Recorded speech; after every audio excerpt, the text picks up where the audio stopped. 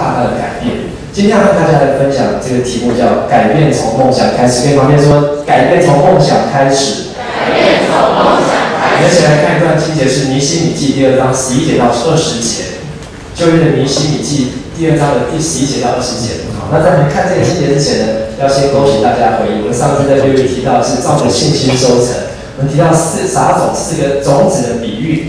好，所以我们在那时候我们有2个目标，就是要为今年暑假。好，还记得这1个多月前的祷告。好，今年暑假的施工能够结实累累。我们一起说结实累累。结实累累。经过1个半月之后，我们发现，哇，真的，今年的暑假真的是超我们所求所想的。同时，我们第2个更重要的目标和祷告是希望能够预备自己。我们说预备自己。预备自己做什么？要迎接福音的收割。因为发现这么多愿意信主的人，有这么多愿意接受耶稣的孩子，但是我们没有足够的同工，我们真的没有足够的人能够把他们带来教会。光在桃园市这个地方，1个礼拜我们就接收到200多个孩子，他们要信耶稣。但是有国小的，有国中的，可是呢，我们没有足够的人能够把他们带来教会认识神。所以他们虽然种子已经落下去，已经撒了，好，但是我们期待这些种子不是落在石头，不是落在路旁，不是在荆棘，而是能够落在好土当中。我们一起来看今天的经节，尼希米记。下一页。好，我们今天有同样的2个目标。第1个目标，我们一起来读：求神使我按着神所赐的梦想，活出变化更新的人生。就把神所赐的梦想把它画下来。我们每个人都有梦想，但是你有一个梦想是神赐给你的梦想。我们要求神赐给我们一个神所赐的梦想。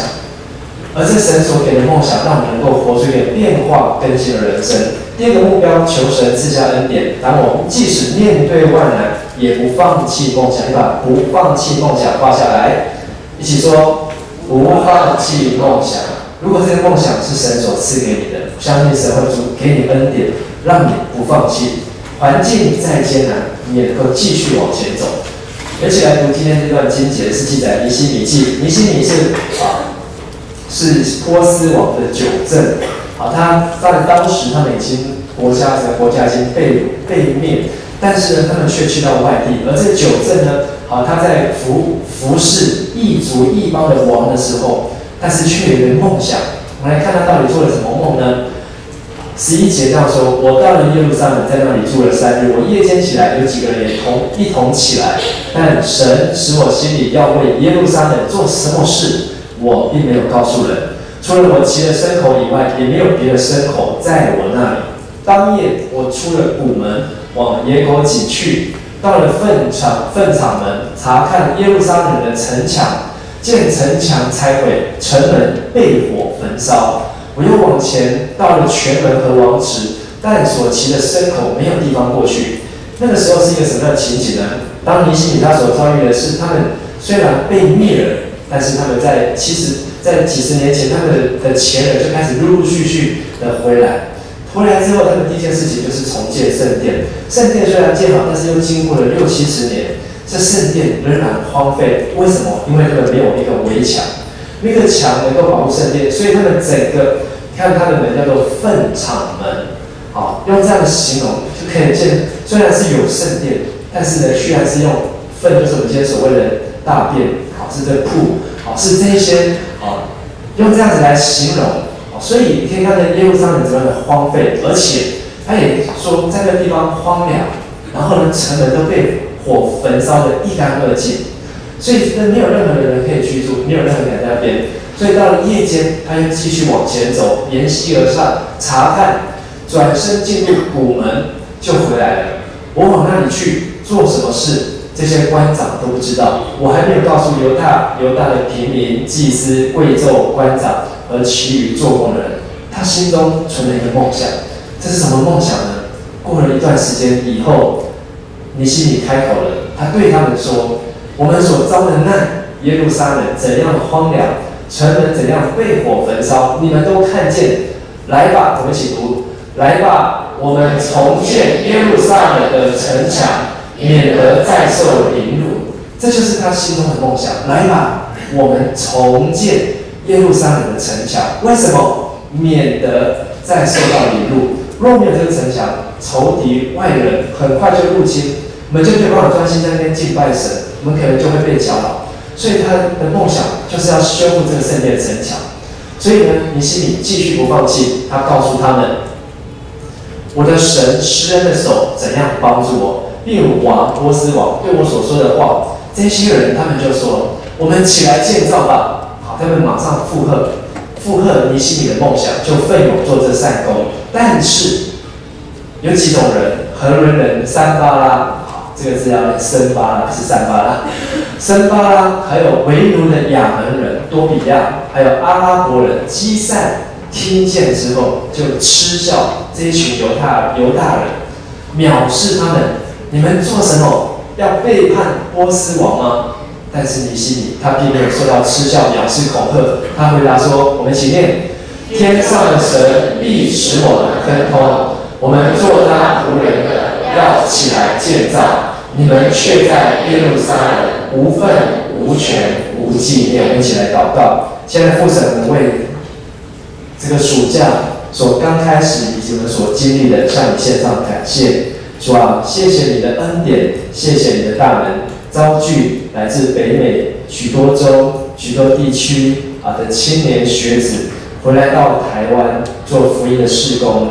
不论是在 AVN 台湾里面，或是在 TKC 的 ILT 当中，主啊，我们知道上帝你在做新的事情。主啊，你要透过各样的方式、各样的智慧、各样的教导，来接触下一个世代，来接触校园，来接触各种的年轻人以及孩童。主，我们也看见有这么多的孩子，他们要回转归向你，他们敞开他们的心门，接受耶稣做他们生命的主。主啊，就恳求你打发差遣你的仆人去收割庄稼。主啊，因为你说庄稼都已经成熟，庄稼已经发白。主啊，求你差遣你的工人，主啊，就来到这群庄稼当中去收割。主啊，去浇种、去浇灌、去喂养他们，让这群的孩子们都能够认识神、认识教会，因着在教会而得到建立、造就和成长。主，我也把今天晚上的信息交付在主你的手中。主，我们需要是一个从神而来的梦想。愿主你亲自对我们说话，开启我们的双眼，开启我们的心思。我们这样祷告祈求，奉靠主耶稣基督的名，阿门。有一句话说，世上所有伟大的事都是从拥有伟大的梦想开始。我们说梦想，说这句话的人呢是这个水晶大教堂的主任牧师。他曾经有一个梦想，就是他要盖一个非常豪华、非常漂亮的教堂。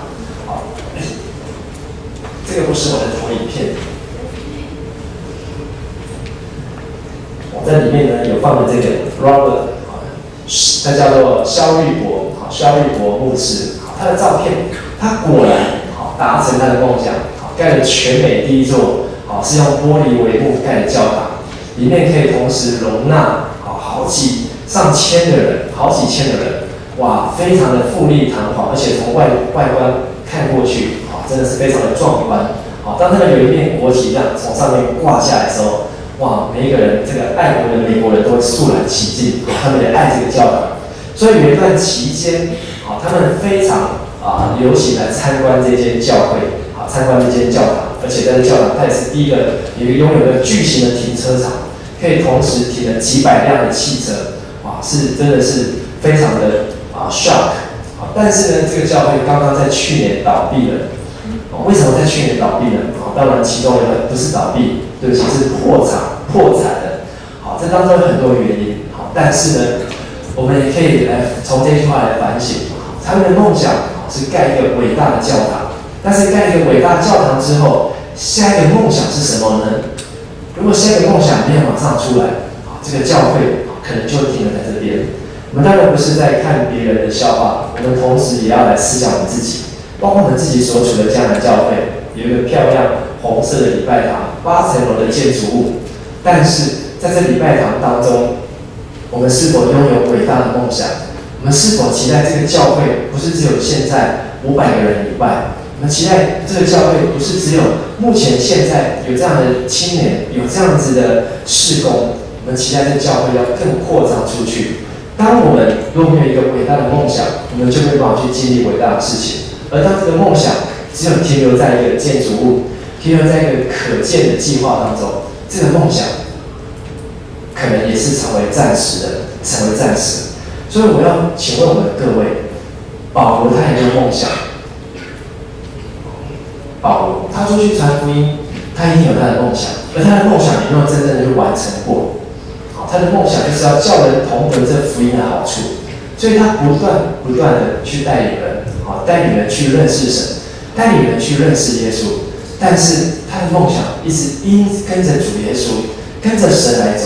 所以他的梦想是他要建立一个几万人的教会，的确他也建立了好几间教会，开始去牧养很多的教会，写了很多书信。他的梦想不是说只有成为一位神学家，他的确也是这个教会史上伟大的神学家，这不只是他的梦想。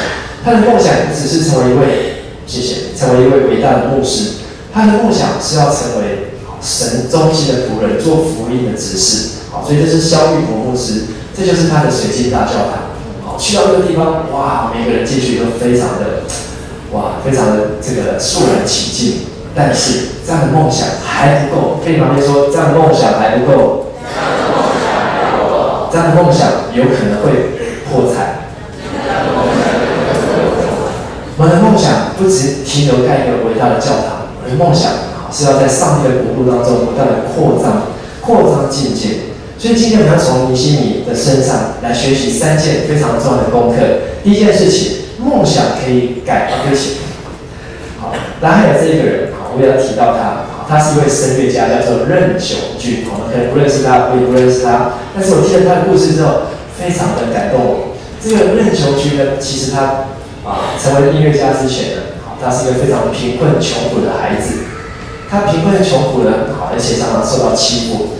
他去服兵役的时候，在当兵的军队当中，他有一次被学长殴打，但是打他的人呢，还比他还瘦，比他还小。可是当他被殴打的时候，他居然没有还手，居然也没有还口，就任凭他打。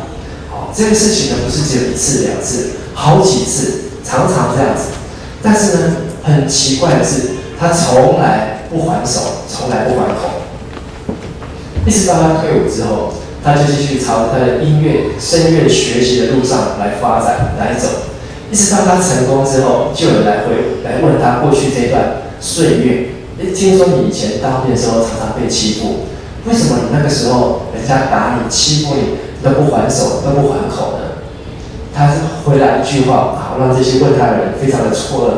他说：“如果我那时候还手或还口，我可能就要被抓去关禁闭，我将来就没有办法继续走音乐的道路。”所以他是为了这件事情，为了他心中所存的梦想，他可以忍受各样的苦难。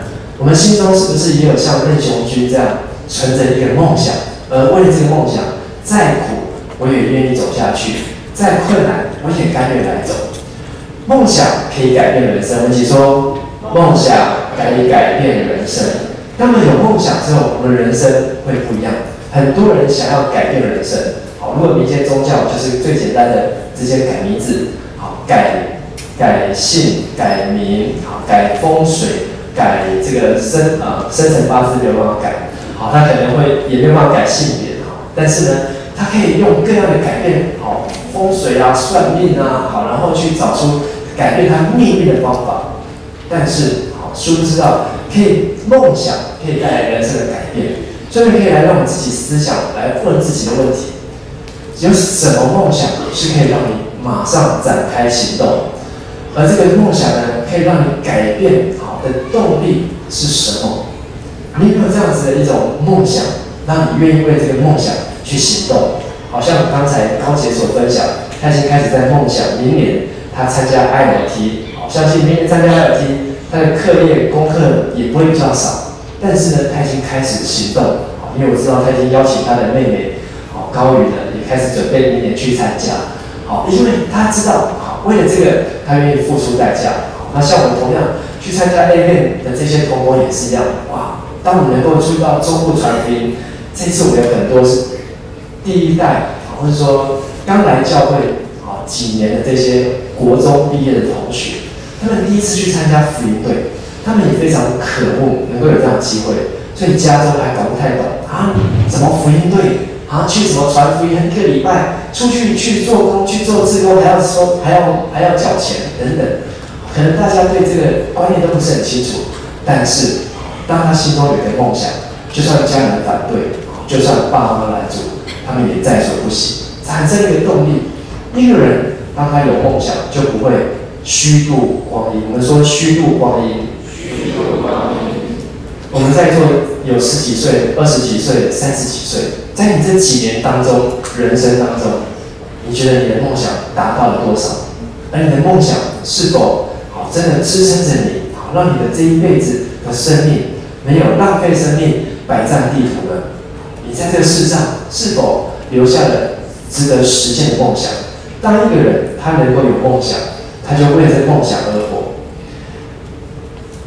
我有一个弟弟，还有一个妹妹。我的弟弟呢，他是一个还蛮会做梦的人。自从他国中的时候，他就很爱做梦。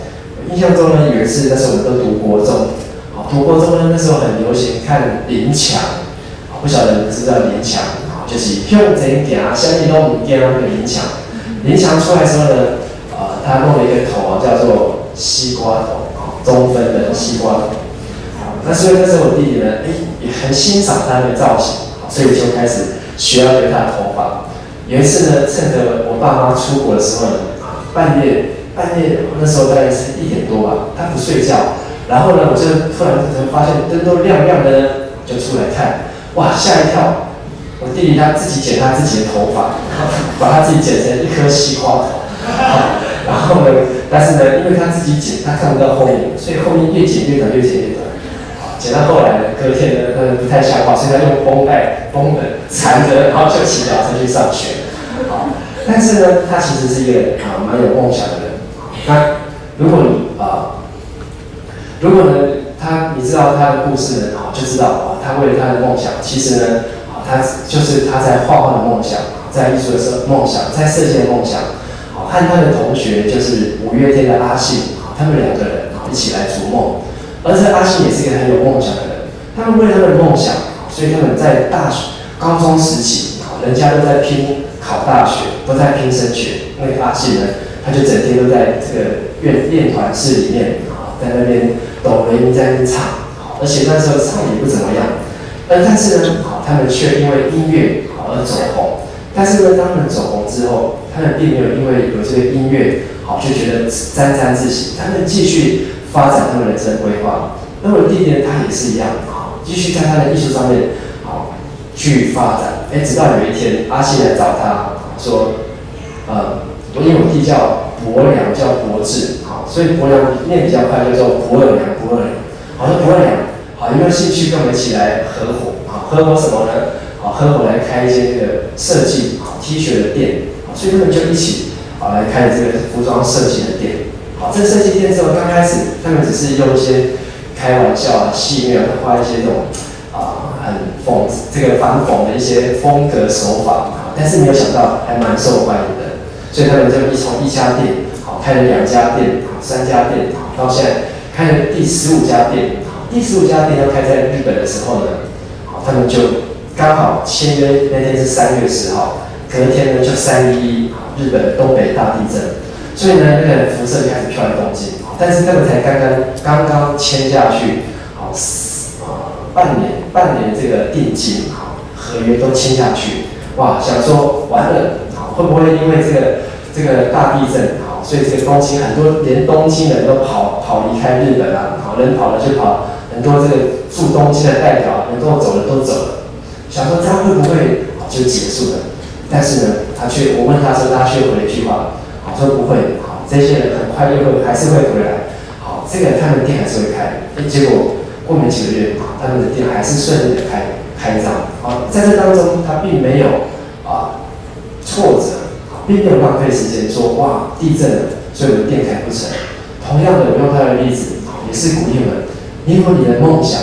你有没有你升学的梦想？有没有你将来这个从业的梦想？有没有将来你在个人的恩赐上面的梦想？当你有梦想，你在世上的生命你不会浪费时间。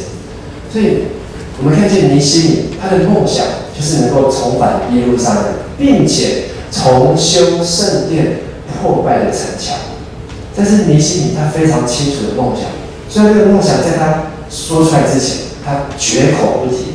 他说：“我没有向任何一个人说，甚至在那个地方，除了我的牲畜之外，没有任何的牲畜。”他一直保守他这个梦想，让这个梦想在他心里面越来越成熟。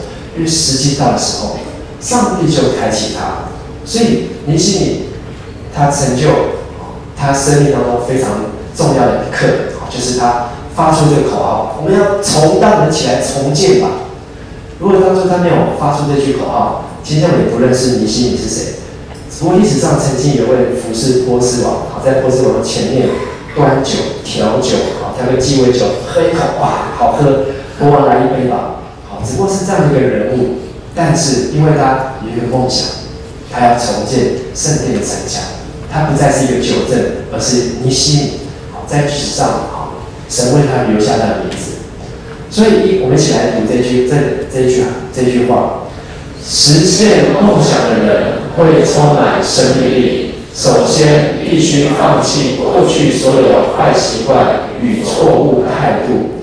一个实现梦想的人，他会有生命力，而且他不再被过去所拘束。我们说，不再被过去所拘束。如果现在的你常常活在过去，我好后悔，那时候为什么要填这个学校，不填那个学校？我好后悔，为什么那时候要找这个工作，不找这个工作？我好后悔，为什么当初要做那件傻事？我不要做，现在就好。如果你常常在你脑子里面一直后悔，一直道歉，一直走不出来，代表你的梦想还不够强烈。当你心中有梦想，它会让你忘记背后，努力面前，向着标杆来直跑。所以第一个，梦想可以改变人生。跟旁边说，梦想可以改变你的人生。第二个，梦想因忍耐而成就。我们一起说一次：梦想因忍耐而成就。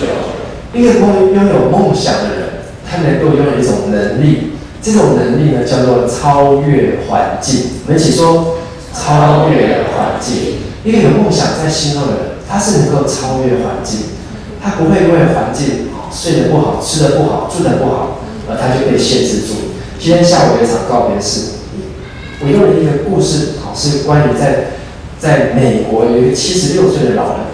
这个76岁的老人非常的老，因为光想76就很老，而且不仅是他人老，他呢穿着朴素，他在旧金山租了一个小套房，和他的太太。这小套房多小？就只有一个房间，一个浴室，没有院子，没有庭院。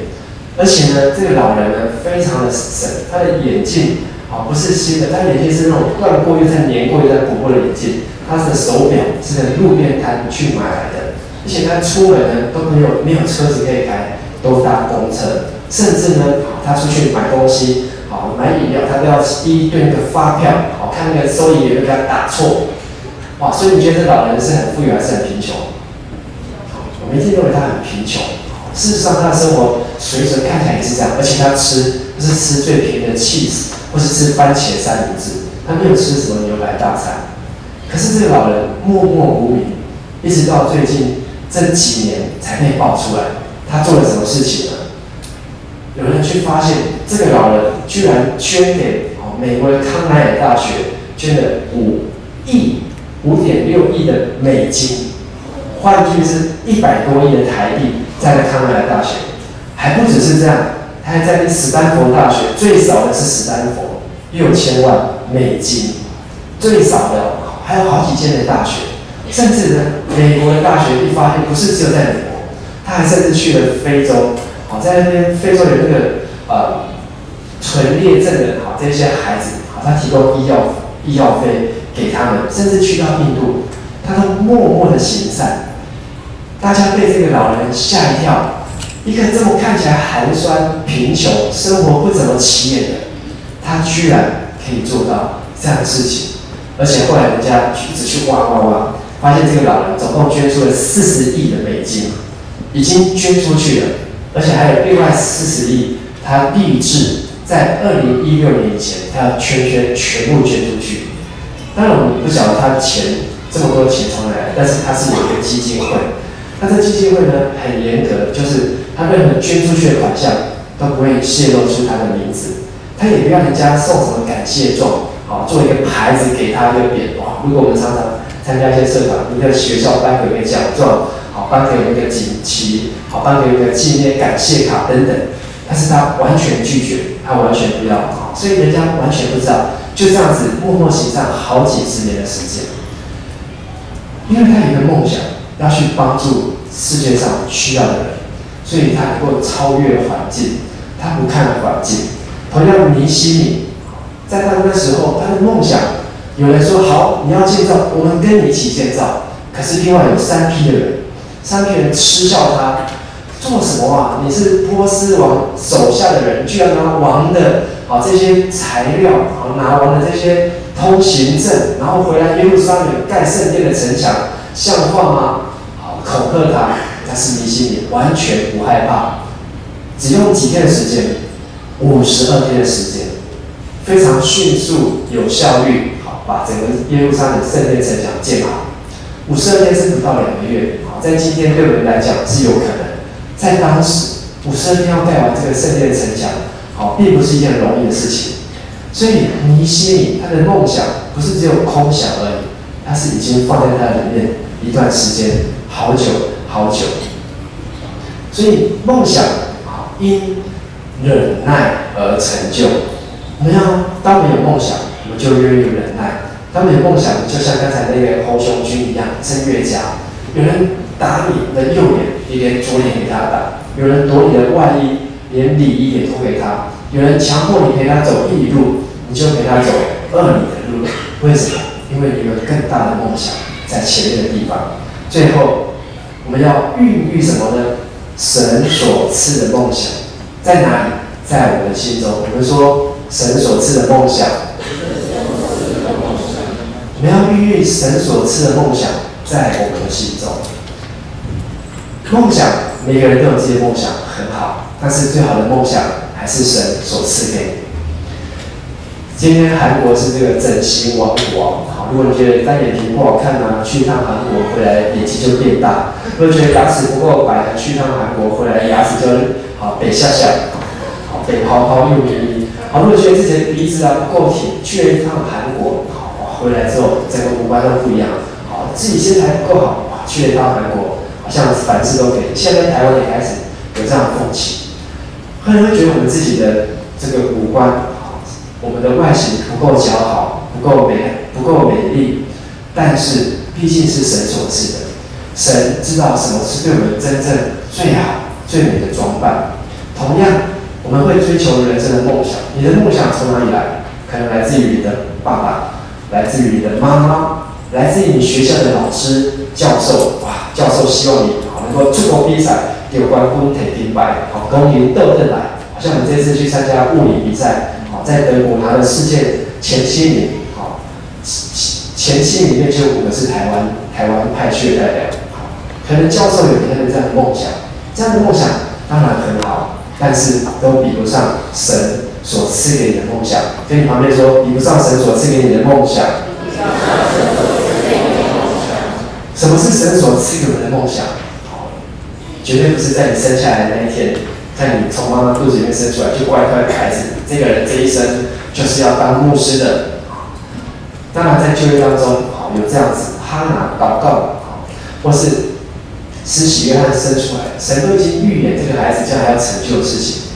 但是神对我们生命有一个命定，今天我们唱的诗歌，destiny，就是神对我们的命定。我们一起说命定。神在你身上有计划，神在你生命有安排，他在此时此刻此地让你生长在这个地方，有他的计划和他的目的。而我们怎么去知道？就是要与神相遇。有人说与神相遇，所以我们要去经历神，要去经历圣灵，要去与神相遇。如果你从来没有去经历神，你没有办法去确认自己的梦想。牧师以前也有自己的梦想。像我自己以前的梦想呢，最想要就是要卖车子。我想要去卖车子，为什么呢？因为卖车子可以开很多不同的车子，而且呢可以试试这个车子的性能。同时一方面呢，也不用花钱去买车子，永远开的都是新车。好，所以呢，觉得这样不错。而且呢，我很喜欢小时候喜欢画车子，画车子，像画那个车子的轮子啊，画它的这个车身车型。所以我就想，哇，将来要成为一个卖车子的人。可是呢，你没有想到，上帝很早就改变我的梦想。好，在我大学3年级的时候，呢，在一次祷告医治释放的聚会当中，去经历神。啊，在那次经历神当中，我才真正的，我从幼稚园就开始都在教会，我连幼稚园都是念教会，可是我却没有与神相遇，一直到我大3，在经历神的过程当中，我才知道原来神这么的爱我，原来神不轻看我，因为我小时候长得很矮小，所以很自卑，所以呢，在人们面前始终抬不起头来，所以特别是在女孩子面前，总是那种紧张的话都讲得不好，结结巴巴。今天你们可能没有机会看到了，那是跟你旁边说那是以前的陈牧师，你们今天没有机会看到，但是呢，神却改变了我，因为在大学3年级的时候与神相遇，在那次的际遇当中，神告诉我他很爱我，他对我的生命有特别的计划，我不知道是什么计划，但是呢，我就顺服，我就相信，从此呢就放下自己的梦想，再也没有想过去卖车子这件事情。现在连我自己想起来也很好笑，就我去卖车子，不当牧师，我相信你也觉得很好笑。但是呢，上帝呢却这样子量给我，是因为与神的相遇。我也鼓励你要去与神相遇，让神来告诉你他有多么的爱你，让神亲口来告诉你他在你的生命当中有一个美满的计划。这个梦想要像种子扎进撒入你的心中，你会看见这个梦想发芽长大。当然到今天，我只知道我做了牧师还能够为神做什么 ，I don't know， 不知道。但是神你带领我，我就跟随你。因为你吸引我，我就怎么样，快跑跟随你。所以求神一直在我的前面带领我道路，我就相信，我不害怕说哇，人家说你家少年有来种我书哦，看你说好行兵啊，我每次出去只要不穿这个衣服。我就很喜欢穿短裤啊，穿凉鞋啊，穿 T 恤啊，所以出去呢，有时候人家都叫我笑脸脸，甚至叫我同学，那我就很开心的接受。以前我是听到这个我也很自卑，因为小时候就是 baby face， 所以人家看到我，说弟弟你好可爱，我说我不是弟弟，我已经高中了，但是呢，还说你不是弟弟哦，所以呢我很自卑。但是今天呢，我很感谢神，让我可以享受这样。所以当我告诉他说，我已经有3个小孩。又有3个小孩了，恭喜了！说感谢主，是因为上帝的恩典。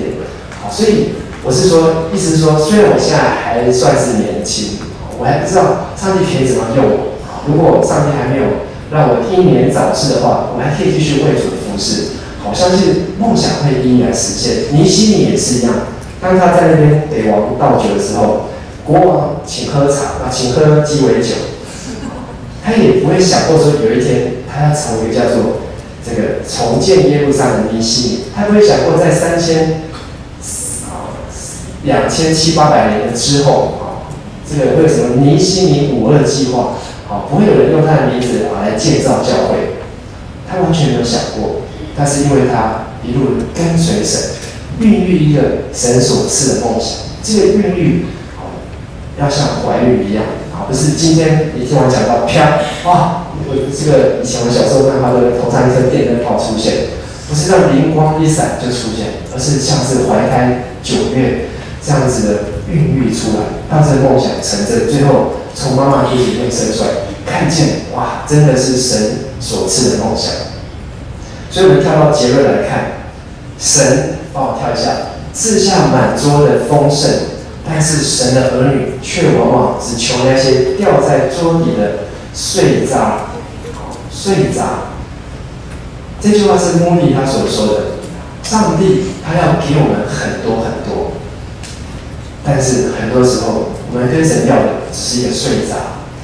昨天在祷告会里面，我也分享的时候想到，过去我在台南服事的时候，一个教会在园长。这次我去短宣，刚好就在园长就在水泥马蜂的中间。那个传道人那时候在园长教会，他也很爱神，他已经是一个50几岁的成人，有了孩子，有了家庭。但是呢，他放下他的事业，他不是做建筑的老板，放下事业来服侍神。当他在那园长教会也是跟水泥马光刚开始的时候很像，10几个人，东西老灰啊，都是老人，在一个乡下地方，又在北港妈祖庙旁边，你要传福音，叫人家来教会就很困难，好，更不要说带人来信耶稣。但是呢，他却是很火热祷告。有一次，好，有一个据他所说，神的仆人不知道是谁，这个仆人来到园长，看到他在那边服侍，非常的勤奋，就跟他说：“有没有什么我可以为你祷告的？有没有什么我可以为你祷告的？”那个那时候是传道，园长的传道，他就说：“有，我们教会我们需要一台车子。”所以那个神的仆人，他们在开车。好，在路上呢，他就直接祷告了：“神啊，求你给这个传道一台宾士。”就这样祷告，神啊，就给这个传道一台Benz。然后这个传道一听到宾士，不用，好，我们只要这个福音车就好，我们只要一台 van， 好，不要 Benz， 我们只要一台箱型车就好。所以呢，这个神的仆人马上抬头：“神啊，你给他一台 van 就好，好，不是 Benz。”给他一台箱型车就好。没有多久，神就真的安排了为他们奉献一台，我还有看过，看了一台 Toyota 的这个箱型车，就奉献给他们教会。哇，你看到这个真的是祷告大有能力。但是我也在想，如果当初神给他是台宾士的话，那可以买几台修理车，可以买好几台。可是呢，他心里面不敢要神所给他的祝福。他说：“给一台箱型车就好。”同样，今天神要把他的梦想，把他的这个境界量给你，但是你不要跟神要一点点，不要让你的梦想只有一点点。神让我一辈子就带一个人信耶稣。神说：“你这辈子要结出30倍、60倍，甚至100倍。但是你跟神只要1倍，只要一个人，这样够吗？或是神让你去开拓小组，神让你去带领小组，神甚至让你可能去献身、去服侍、去做他全职的同工，都有可能。但是你却要给神神啊，让我这辈子不要离开教会，我这一辈子能够在教会礼拜全勤就好。你说你的梦想只是一滴滴、一点点，不敢做大。不要小看神所赐给你的梦想，让神扩张你的境界。我拿了一个垫子上来，这个垫子呢，在昨天祷告会当中又给大家介绍，也是我们这一次这个很多人的枕头。这个垫子呢，发现它不只可以来当枕头，这个垫子呢还可以拿来祷告，这个我们都很清楚的叫连家恩连家恩，他呢从这个龙兴教会呢，他就跟在教会聚会的时候，他就有个梦想。神啊，求你使用我，能够荣耀你的名。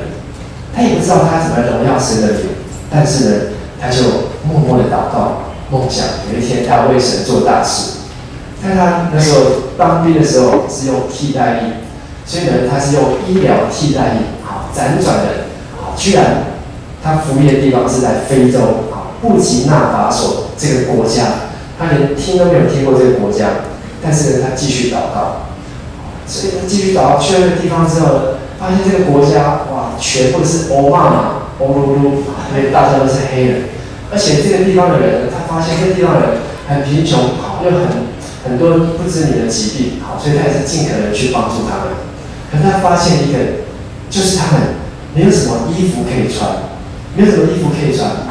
他说：“我来到这个布吉纳法索，但是我也不知道该怎么样帮助他们。虽然可以提供他们一些医疗的资源。”打一些营养的针，可是呢，应该还是可以为他们做一些事情，为了神的缘故，所以他就开始祷告。他说怎么祷告呢？他自己描述，他说拿一块纸板，拿一块厚纸板，放在他的小房间里面，然后呢，每一次他就跪在那个纸板上面，跪在上面祷告。所以神就告诉他说，你在台湾有很多的衣服，你可以寄一些来给他们。他说对。我可以从台湾寄一些衣服来，所以他就跟他的教会募衣服，他的教会就募了很多衣服。结果呢，第一次募就募了300箱的衣服，300个 box 的这个衣服都寄来。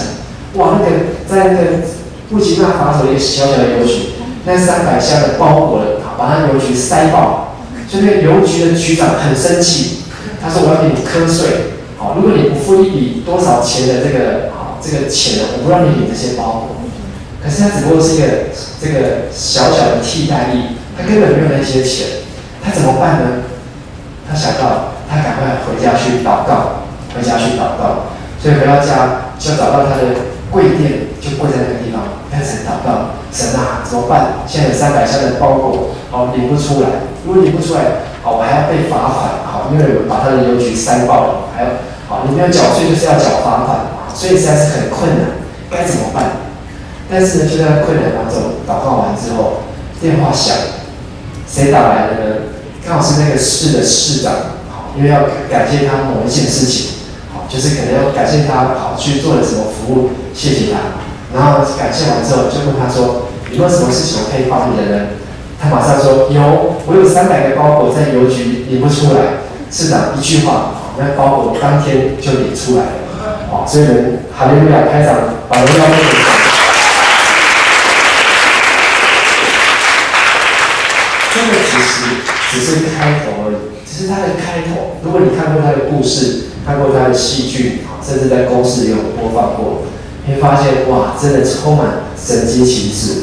好，如今他又再次带着他的太太，好，又去了西非，好，又去那边建孤儿院、建医院，好，他的梦想一直扩张，一直扩大，好，甚至呢，他跟我说他要生4个小孩，那时候我只有1个小孩，好，他说他要生4个。那时候要生，他那时候才刚结婚，他就说他要4个小孩。好，但是呢，他是一个有梦想的人，有理想的人。好，他相信神，依靠神。所以我拿这个垫子起来呢，就是说，我们下面还有剩下20几个垫子。好，我希望你们可以把它带回去。不是有我们这些 FM 同工的这个睡过的枕头而已。当然，如果要带回去美国、加拿大，也很欢迎。但是呢，我是让你带这个垫子回去。可以在上面跪着祷告。当你遇到任何的事情，当你遇到任何的困难，就在上面跪着祷告，相信神要为你开路。所以后来你看到那个人家他提供的照片，很多人的衣服也是很奇怪，还有那个民进党的、国民党的选举背心，然后后面有几号候选人的名字，他们的黑人穿起来很喜欢穿那个，为什么？因为那个荧光色的，而且那个布呢会反光，会亮亮的，他们超爱、超喜欢。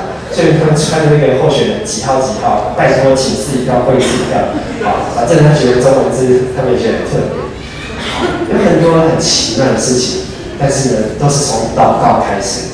所以从你今天开始回到家中，开始跪下来跟神来祷告，跟神求，像尼希米一样。尼希米在神的面前怎么样跪着祷告？我们不晓得，但是神一直孕育他的梦想，让他里面这个梦想一直没有讲，一直没有讲，一直没有讲。到有一天，他在被王斟酒的时候，王看他面有难色，所以王自己问了他一句话：“你怎么了？有什么事情我可以为你做？”你可以看这第1章，尼希米第1章。王问他第2章，王问他说：“你为什么忧愁呢？”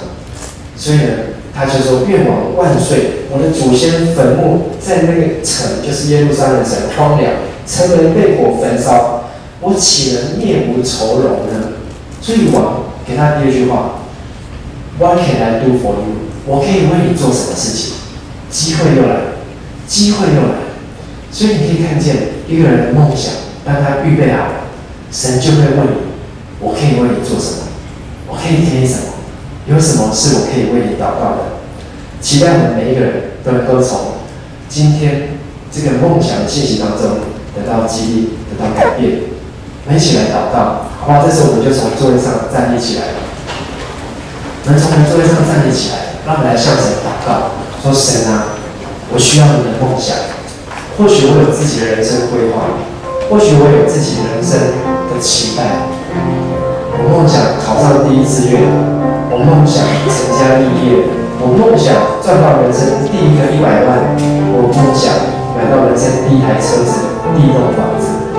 但是神说，孩子，这一切不过是睡渣。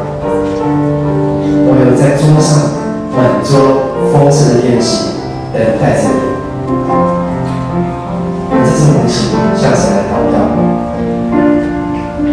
主啊，我们要到你的面前向你祷告。主啊，我们要向你承认，我们的梦想太小太小，我们的梦想在你的面前像是睡着一般。主啊，求你扩张我们的境界。主啊，坚固我的幔子，拉长我们的橛子。主啊，让我们看见上帝国度当中各样无限的可能。主啊，每一个梦想，神所赐的梦想，都是从祷告开始，从祷告开始。主啊，教我们祷告，让我们愿意屈膝跪下，在你面前祷告你。主，我们祷告，我们的教会要成长。主啊，我们祷告，我们的小组要成长。主啊，我们祷告，我们在台湾、在桃园这个地方信主的人数、信主的人口要成长。主啊，我们祷告，在台湾，特别是在西海岸、在云林、彰化这一带地方，主啊，信耶稣的人要成长。主啊，求你赐下你的国，赐下你的义，行在这地上，如同行在这天上。主啊，甚至是在美国的地方，主啊，在北美洲的地方，主啊，都有你的同在，都有主你的带领。主啊，我们今天有来自不同的地方聚集的弟兄姐妹，主啊，都要被你所赐的梦想吸引，求你吸引我们，我们就要快跑来跟随你。愿你的梦想在我们的生命当中带来改变，让我们为着你的梦想，愿意忍耐而成就，并让我们孕育出神所赐的梦想。神不要与我们同在，感谢赞美主，祷告奉主